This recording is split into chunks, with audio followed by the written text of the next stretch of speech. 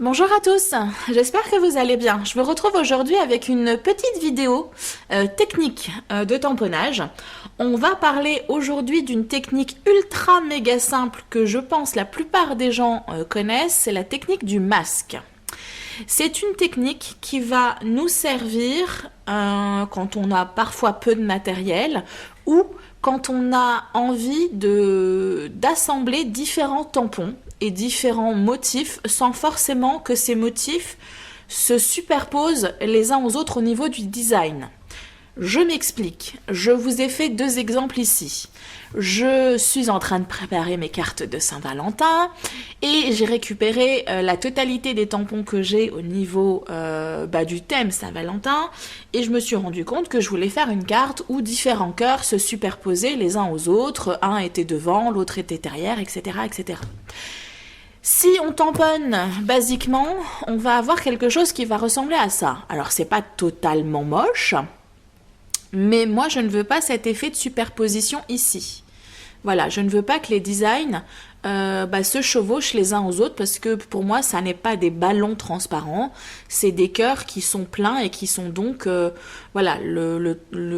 cœur de derrière n'est pas censé se voir par transparence sur celui de devant.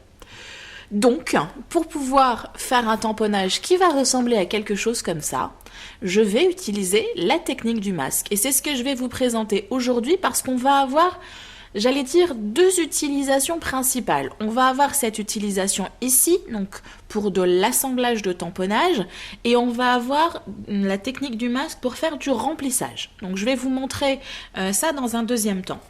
Pour vous montrer la technique, je vais utiliser, parce que comme on me pose la question tout le temps, je vais prendre l'habitude maintenant d'essayer de nommer les marques, etc.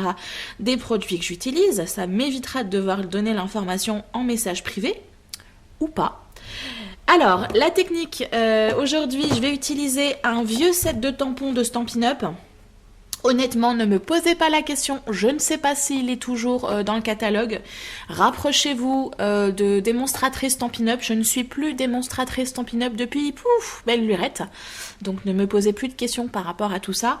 Maintenant, les démos Stampin' Up peuvent avoir des boutiques en ligne. Donc vous allez sur internet et vous allez trouver très probablement des démos Stampin' Up proches de chez vous. Vous pourrez acheter ou alors directement sur leur boutique en ligne pour acheter les produits.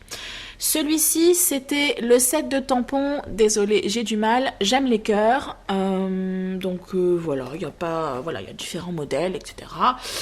Je crois que vous l'avez également en tampon clear, donc à vous de voir si c'est quelque chose qui vous intéresse. Je ne devrais toujours pas donner ce type d'informations, mais sachez que vous avez les vieux tampons qui ne sont plus en vente dans les catalogues, souvent sur eBay, donc pensez à aller faire un tour également. Ça vous permet parfois d'avoir des tampons, des sets de tampons qui sont quand même, on peut le reconnaître, de très bonne qualité, à un coût inférieur à ce qu'ils étaient dans le catalogue lorsqu'ils étaient en vente. Donc je vais utiliser ce set de tampons et différentes encres.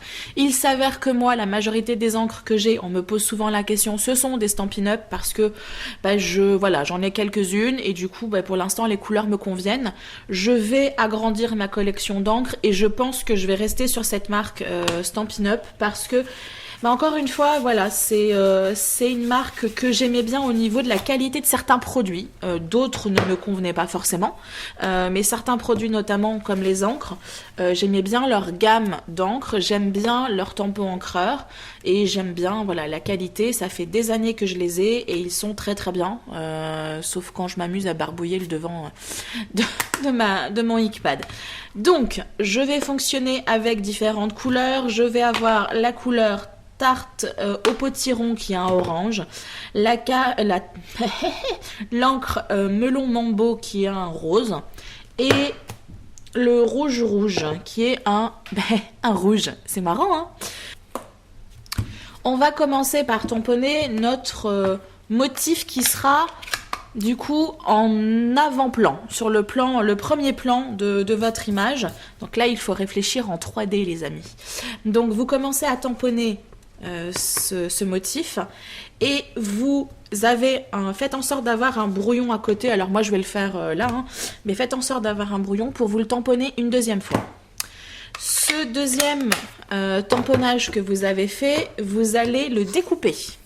Donc c'est lui qui va vous servir de gabarit. Et vous allez ensuite le coller. Donc moi j'avais magie du montage, magie de la vidéo. J'avais déjà préparé mon petit cœur pour éviter d'avoir à le découper devant vous.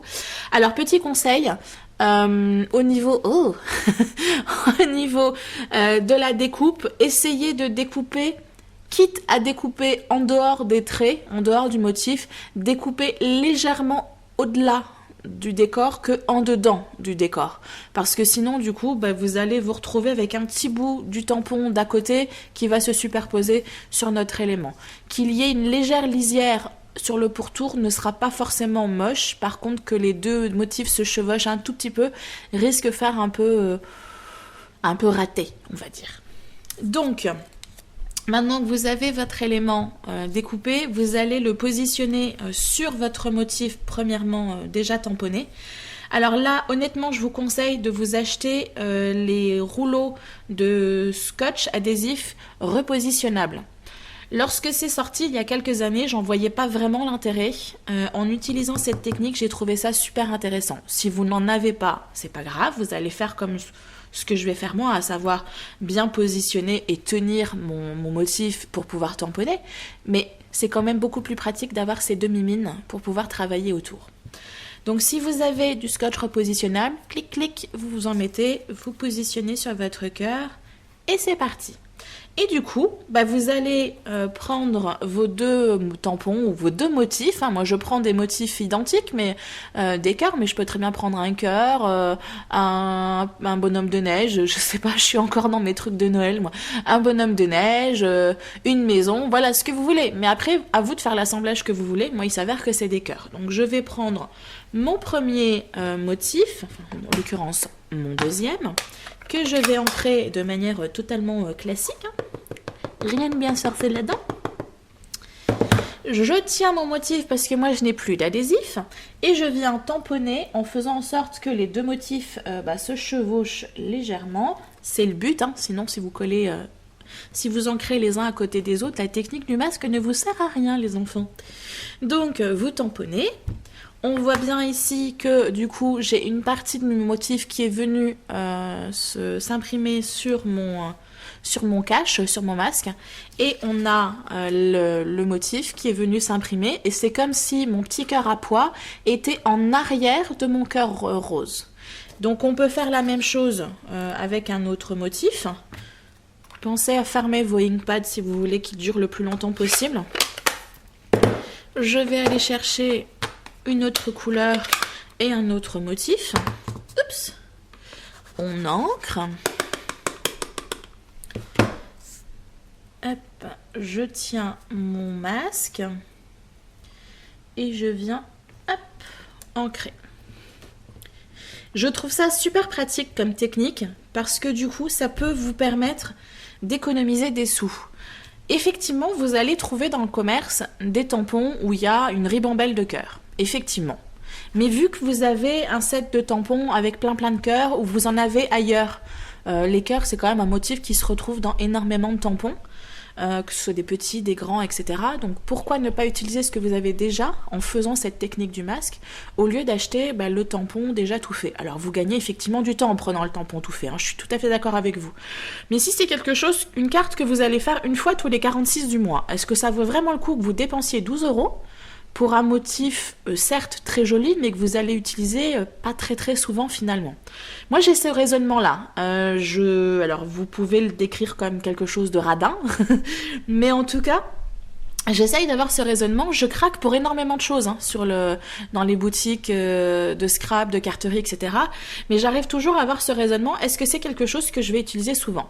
Si c'est oui, notamment dans tout ce qui touche à la carterie de Noël. C'est vrai que j'ai tendance à acheter plus là parce que je fais énormément de cartes de Noël.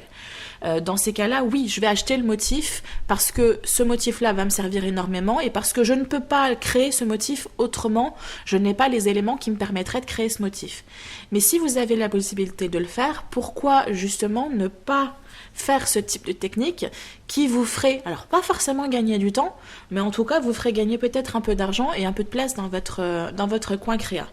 Donc j'arrête de parler, on voit que mon deuxième motif est venu s'imprimer ici. Je vous montre le résultat final. Du coup, c'est comme si mon cœur rose était en premier plan et que les deux cœurs, donc orange et rouge, étaient en arrière-plan juste derrière leurs petits copains. Donc c'est quelque chose qui peut être fait donc par rapport à ça. Autre raison qui peut éventuellement vous pousser à faire ce type de décoration, c'est du coup créer un motif complètement différent. Je reprends mon motif initial, à savoir mon petit cœur tout basique, tout simple. Ah bah je l'ai là, je vais utiliser celui-là, tiens du coup. Ça va m'éviter de dépenser pour rien. J'ai envie de faire un cœur avec des ailes. Et je me dis, pourquoi pas utiliser un cœur pour faire une aile. Je n'ai pas ce type de tampon dans mon stock, donc du coup, bah, je vais le créer. Je prends mon petit masque que je viens mettre ici. Je prends mon tampon. Alors forcément, j'utiliserai pas forcément ces couleurs, hein. Là, c'est vraiment un exemple. Donc, ayez un peu d'imagination. Je veux faire des ailes, donc du coup, je vais quand même juste garder l'arrondi et pas forcément la pointe. Je tamponne. J'ai un côté de fait. Je retamponne mon petit motif que je vais venir tamponner de l'autre côté. Donc, je tiens toujours mon masque. Si vous avez l'encre, la colle adhésive, très bien. Et je viens tamponner mon motif pour faire la deuxième aile. Alors, j'espère que j'ai à peu près été le compas dans l'œil, sinon c'est pas grave. On va avoir un cœur qui a des ailes. Donc ça peut être un cœur avec Cupidon. Voilà, on vient de créer Cupidon. Ou ça peut faire un papillon, un cœur papillon. Voilà, donc vous pouvez vous amuser à créer du coup un motif complètement inédit. Donc je trouve cette technique du masque super intéressante par rapport à ça. Donc ça, c'était pour de l'assemblage de tamponnage, on va dire basique, pour faire des éléments, un assemblage de déco ou pour créer des motifs complètement différents.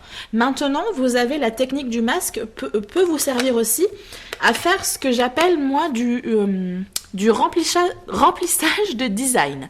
Donc, je m'explique. Je décide de faire, je sais pas moi, je vais avoir un motif qui va être mon carré, un carré.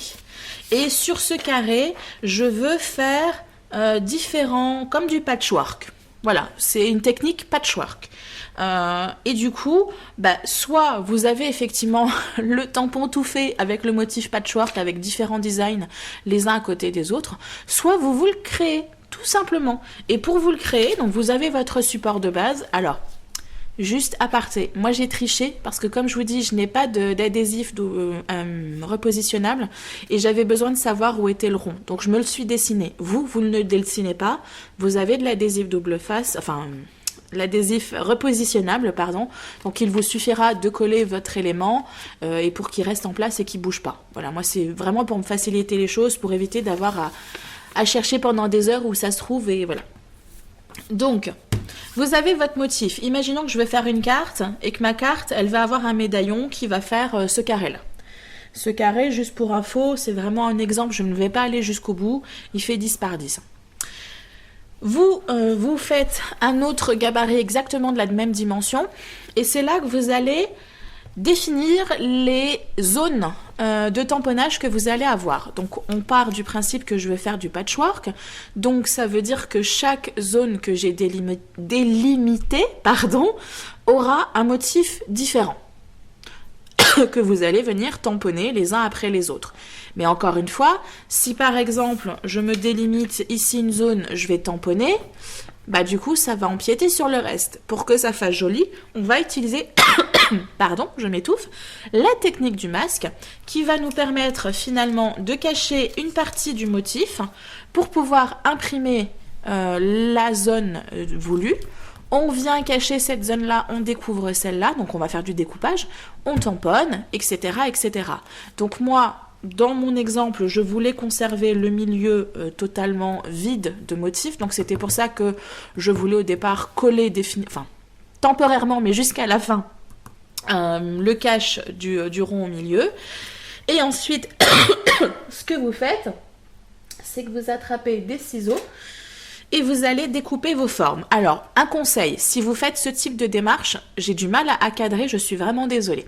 Si vous faites ce type de démarche, je vous conseille vraiment de vous faire, par exemple, d'avoir un brouillon à côté et de vous faire juste le sketch de votre découpe. Comme ça, comme ça, comme ça. Et de numéroter vos pièces pour éviter de les perdre.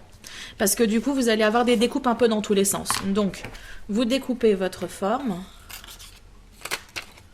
Je fais ça un petit peu rapidement parce que je voudrais éviter, comme je vous l'ai dit, que la vidéo dure 15 ans.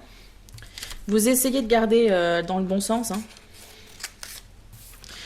Et du coup, c'est quelque chose, vous pouvez créer les formes que vous voulez. Là, j'ai fait en rayon parce que voilà, je voulais faire quelque chose de très rapide, mais vous pouvez très bien faire quelque chose avec des vagues, faire quelque chose, des formes complètement différentes les unes des autres, des triangles, des carrés, etc. Donc, alors, une fois que vous avez préparé votre médaillon et que vous avez vos découpes qui sont plus ou moins bien rangées, moi elles sont un peu repositionnées à l'arrache, plus ou moins bien rangées pour pouvoir vous y retrouver, vous pouvez commencer à faire votre design. Donc vous allez positionner, là moi mon design c'était d'avoir un médaillon central où il n'y aurait rien, donc du coup je me pose mon élément. Encore une fois, si vous avez de la colle double repositionnable, vous l'utilisez. Et là, je vais commencer basiquement par faire cette zone ici. Donc du coup, je vais mettre les caches autour